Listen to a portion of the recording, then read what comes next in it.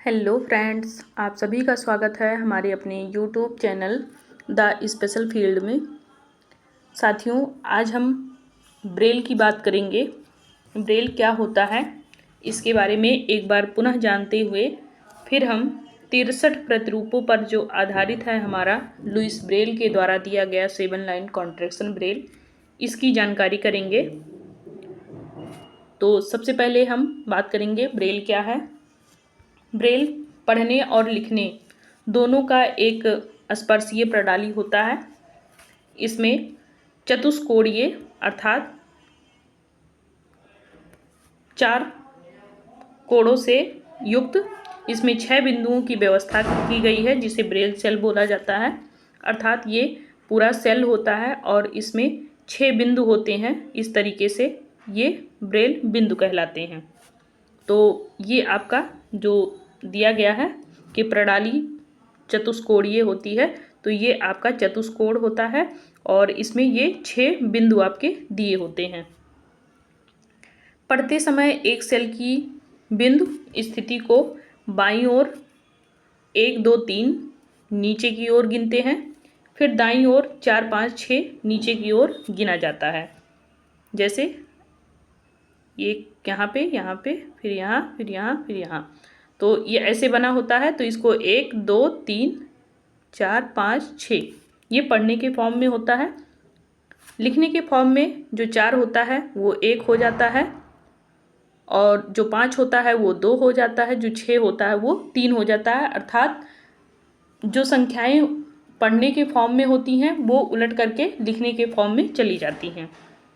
क्रम परिवर्तन और समायोजन द्वारा ब्रेल प्रतीकों की जो संख्याएं यहाँ पर दी गई हैं वो 63 प्रतिरूप हैं। केवल 63 संरचनाओं में ही आपके विश्व की लगभग भाषाओं को ब्रेल के रूप में लिखा और पढ़ा जाता है। लुई ब्रेल सीखने में आसानी के लिए इन बिंदुओं को 7 लाइन कॉन्ट्रैक्शन ब्रेल प्रणाली में इन्होंने इसको व्यवस्थित कर दिया है। तो ये था हमारा ब्रेल क्या है इसका परिचय। नेक्स्ट है हमारा कि ब्रेल प्रासंगिकता क्या है। तो यह उतना ही महत्वपूर्ण होता है जितना पढ़ने लिखने के लिए हमें प्रिंट में सारी चीज़ें आवश्यक होती हैं, वैसे ही ये उतना ही आवश्यक दृष्टिहीनों के लिए होता है। ये सार्थक शिक्षा का अभिन्न अंग होता है और पूरी दुनिया द्वारा इसको स्वीकार करके मान्यता प्राप्त भी है। ये इसको मान्यता मिल चुकी है। वर्तनी, गणित, विज्ञान, संगीत आदि के लिए ब्रेल जरूरी होता है। ब्रेल को superscript, the queen of all script भी कहा जाता है। ये इसके नाम से इसको बोला जाता है, the queen of all script. Braille प्रासंगिकता को ये दृष्टिमान और दृष्टि दिव्यांग दोनों लोगों के बीच में इसको जो मतलब भेदभाव दिखता है उसको ये वहाँ पर नष्ट करते हुए दोनों के बीच में संबंध बनाता है। अब हम बात करेंगे कि ब्रेल लिखने के लिए कौन कौन से उपकरणों की आवश्यकता होती है। तो इसमें सबसे पहले ब्रेल स्लेट की आवश्यकता होती है। इंटरलाइन ब्रेल स्लेट होता है, एक इंटर पॉइंट ब्रेल स्लेट होता है। इसमें 2 ब्रेल स्लेट होते हैं। एक पॉकेट फ्रेम होता है, ब्रेलर होता है, ब्रेल नोट टेकर होता है, रिफ्रेशेबल ब्रेल डिस्प्ले और इसमें स्टाइलस होता है और गाइड भी इसमें शामिल होता है। तो ब्रेल लेखन के ये सभी उपकरण यहाँ पे आप देख सकते हैं कि ये सभी उपकरण यहाँ पे शामिल होते हैं, जिसमें ब्रेल स्लेट जो 2 प्रकार का होता है, एक इंटरलाइन ब्रेल स्लेट, एक इंटर पॉइंट ब्रेल स्लेट, दूसरा पॉकेट फ्रेम, फिर ब्रेलर, ब्रेल नोट टेकर और refreshable Braille display, stylus, guide, ये सभी इसमें शामिल होते हैं जो कि ब्रेल लेखन के सभी उपकरण हैं। तो इनके माध्यम से ब्रेल लिखा जाता है। अब ब्रेल लिखने से पहले कौन कौन से कौशल विकसित होने चाहिए एक बच्चे के अंदर। सबसे पहले उसे अपने मांसपेशियों पर नियंत्रण करना आना चाहिए, फिर स्टाइलस को पकड़ना आना चाहिए, धक्का देना, खींचना, मोड़ना, पकड़ना, ये सभी प्रक्रियाएं अगर वो अपने हथेली के माध्यम से कर लेता है तो फिर वो ध्यान केंद्रित कर पाएगा, तब मतलब ब्रेल लिखने में उसके जो एकाग्रता होगी वो बनी रहेगी। श्रवण और स्पर्श भेदभाव से संबंधित गतिविधियां हो इसमें, अर्थात सुनने की क्षमता अच्छी होनी चाहिए और स्पर्श करने की भी क्षमता यहाँ पर विकसित करनी होती है। स्पष्ट रूप से बोलने की भी क्षमता हो, परिवेश के बारे में भी जागरूकता हो, और जो भी अनुक्रम हो जैसे कि एक के बाद एक वो अनुक्रम भी यहाँ पर बताए जाने चाहिए पहले से। फिर दिशाओं को समझने की भी क्षमता हो, इसके साथ साथ जो भी दिशा निर्देश दिए जाएं उसको पालन करने की भी क्षमता इनके अंदर होनी चाहिए, तभी ये फिर ब्रेल को लिख पढ़ सकते हैं। अब हम बात करेंगे ब्रेल शिक्षण की। तो ब्रेल शिक्षण क्या है कि बच्चे को डॉट्स संयोजन को याद करने के लिए जोर न डालें। प्रारंभिक अवस्था में हमेशा सामान्य आकार के ब्रेल बिंदुओं को ही सिखाएं।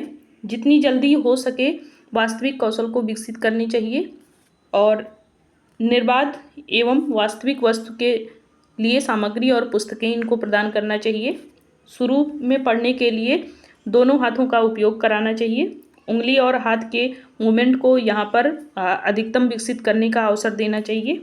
ब्रेल पढ़ते समय अक्षर विधि और शब्द विधि, वाक्य विधि, इन सभी को बताना चाहिए और उसका पालन कराना चाहिए, और पढ़ने के बाद लिखना अवश्य कराना चाहिए ताकि वे अच्छे से ब्रेल लिखना पढ़ना सीख सकें। अब हम बात करेंगे अंग्रेजी ब्रेल की। तो अंग्रेजी ब्रेल क्या है, ये मानक ब्रेल में 2 ग्रेड होते हैं। इसमें ग्रेड 1 और ग्रेड 2। कोई भी विराम चिन्ह शब्द जो लगाए जाते हैं वो शब्द के या अक्षर के ठीक बाद ही लगाए जाते हैं, ये आपको विशेष तौर पर यहाँ पर ध्यान देना है। अब हम बात करेंगे इंग्लिश ब्रेल अल्फ़ाबेट की, जिसमें ए का डॉट होता है 1। यहाँ पर जो डॉट दिए गए हैं इसको एक बार आप लोग समझ लीजिए। ये आपके पढ़ने के फॉर्म में है। जैसे आप पढ़ते हैं तो आप बाएं तरफ से पढ़ना स्टार्ट करते हैं, लेकिन जब ब्रेल में लिखना होता है वो दाहिने तरफ से लिखा जाता है, अर्थात उर्दू के तरफ से लिखा जाता है। मैंने आपको पहले भी बताया था। तो यहाँ आप देख सकते हैं जब लिखा जाता है तो इसको 1 माना जाता है, इसको 2, इसको 3, इसको 4, इसको 5, इसको 6। लेकिन जब इसी को पढ़ा जाता है तब आप जान सकते हैं कि पढ़ने के फॉर्म में इसको 1 मानते हैं, इसको 2, इसको 3, इसको 4, इसको 5, इसको 6। तो ये जो 6 डॉट है पढ़ने लिखने के फॉर्म में ये अलग अलग होते हैं। तो यहाँ पर पढ़ने के फॉर्म में आपको बताया गया है, तो आप यहाँ पर थोड़ा सा ध्यान दीजिए। जो ए का डॉट है वो आपका हो जाएगा 1, इसको आप लिखते चलिए। बी का डॉट हो जाएगा 1, 2, ये आप देख सकते हैं 1, 2। फिर सी का डॉट हो जाएगा आपका 1, 4। तो 1 और 4 आप इस तरीके से लिख लीजिए सी के नीचे ही। फिर डी का आपका डॉट हो जाएगा 1, 4, 5। तो इसका डॉट होगा 1, 4, 5, ये आपका डी का डॉट हो जाएगा। फिर आपका ई का डॉट होगा 1, 5, 1, 5, ऐसे आप लिख लीजिए इसको। फिर एफ का डॉट हो जाएगा आपके 1, 2, 4, इसको आप लिख लें 1, 2, 4, ये एफ का डॉट है। फिर जी का डॉट आप देख सकते हैं 1, 2, 3, 4, 5, 3 नहीं है इसमें, 3 आपका डॉट ब्लैंक है। तो ये आपका हो जाएगा 1, 2, 4, 5, ये आपका जी का डॉट हो जाएगा। इसी तरीके से आप एच वाली लाइन में आएंगे। एच में देखेंगे आप एच का डॉट 1, 2, 5, इसका डॉट हो जाएगा 1, 2, 5, ऐसे आप लिखते चलेंगे। फिर आई का डॉट हो जाएगा 2, 4, 2, 4। जी का डॉट हो जाएगा 2, 4, 5, ये आपका जी का डॉट है। सॉरी, यहाँ पे जे होना चाहिए, ये जी लिखा हुआ है। ये जे होना चाहिए, तो जे का हो जाएगा आपके 2 4 5, ये आपका जे का डॉट। अब हम बात करेंगे के का, तो के का डॉट होगा 1 3 1 3। एल का हो जाएगा 1 2 3 1 2 3। एम का हो जाएगा आपके 1 3 4 1 3 4, आपके एम का डॉट हो जाएगा। इसी तरीके से एन का डॉट हम देखेंगे 1 3 4 5 1 3 4 5, ये आपके एन का डॉट। अब हम आगे बढ़ेंगे, ओ का डॉट देखेंगे। आप देख सकते हैं ओ का डॉट है 1 3 5 1 3 5, ये ओ का डॉट हो जाएगा। फिर पी की बात करेंगे 1 2 3 4 1 2 3 4, ये आपके पी का डॉट। फिर बात करेंगे हम क्यू का, तो क्यू का हो जाएगा आपके 1 2 3 4 5 1 2 3 4 5, ये आपके पी का डॉट, सॉरी क्यू का डॉट। नेक्स्ट है आपका आर का डॉट, जिसमें आप देख सकते हैं 1 2 3 5 1 2 3 5, आप लिखते चलेंगे एक एक का। फिर एस का डॉट 2 3 4 2 3 4। आगे आप देखेंगे टी का डॉट, यहाँ पर आपको दिख रहा है टी का डॉट हो जाएगा 2 3 4 5 2 3 4 5, ये डॉट आप ऐसे लिख लेंगे तो आपको लिखने पढ़ने में और याद करने में आसानी होगी। फिर यू की बात करेंगे 1 3 6 1 3 6, ये आप यू का डॉट लिख लेंगे। अब हमारे बच रहे हैं नीचे वी, तो वी का डॉट हो जाएगा आपके 1 2 3 6, यहाँ ऊपर मैं लिख रही हूँ, आप देख लीजिए 1 2 3 6। उसके बाद डब्लू का डॉट देख लीजिए आप, डब्लू का हो जाएगा 2 4 5 6 2 4 5 6, ये आपके डब्लू का डॉट हो जाएगा। फिर हम बात करेंगे एक्स की, तो एक्स का 1 3 4 6 1 3 4 6, ये आपका एक्स का डॉट। उसके बाद वाई का डॉट हो जाएगा आपके 1 3 4 5 6। इसके बाद आपका लास्ट में जेड का डॉट आता है, इसमें 1 3 5 6 1 3 5 6, ये आपके जेड का डॉट है। इसी प्रकार से ये आप जो डॉट लिखे गए हैं, इसको जब आप प्रिंट में अपने कॉपी पर लिख लेंगे तो उसको याद करने में आपको समस्या नहीं होगी। ये इंग्लिश अल्फ़ाबेट पूरा यहाँ पे बताया गया है A to Z, इसको आप लिख लीजिए ताकि आपको समझने में किसी भी प्रकार से कोई दिक्कत ना आए। मैं एक बार और सादे पेज पर आपको लिखकर सारे डॉट बता दे रही हूँ, रिवीजन कर लीजिए उसको।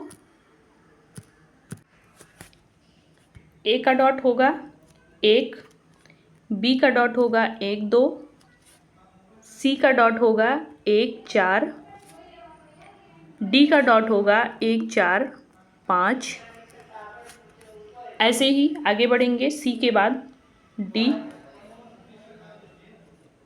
ई एफ जी, डी का 1 4 5, ई का 1 5, एफ का 1 2 4 और जी का होता है 1 2 4 5। तो ये ए से जी तक हो गया। ये सभी डॉट आप लिखते जाइए, मिलान कर लीजिए जहाँ कहीं भी गलत हो। जी के बाद एच आई जे के, तो एच का हो जाएगा 1 2 5, F का ध्यान रखेंगे, 1 2 4 होगा, H का 1 2 5 होगा। नेक्स्ट I का 2 4 हो जाएगा, J का 2 4 5, K का हो जाएगा 1 3। तो ये डॉट आप लिख लीजिए। नेक्स्ट हो जाएगा L M N। तो L का हो जाएगा 1 2 3, M का हो जाएगा 1 3 4, N का हो जाएगा 1 3 4 5, N का डॉट 1 3 4 5।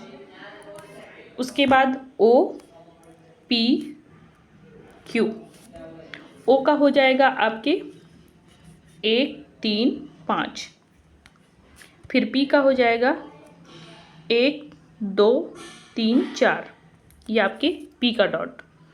अब हम Q की बात करेंगे, Q का थोड़ा सा बड़ा है, 1 2 3 4 5, ये डॉट आप Q का लिख लें। उसके बाद R S T, तो R का हो जाएगा 1 2 3 5, S का हो जाएगा 2 3 4,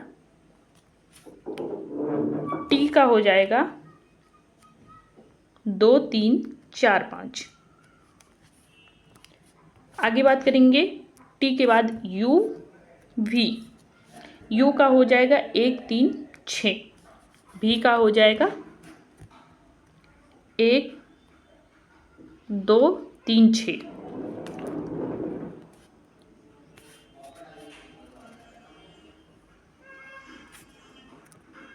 V के बाद आता है W X, तो W का हो जाएगा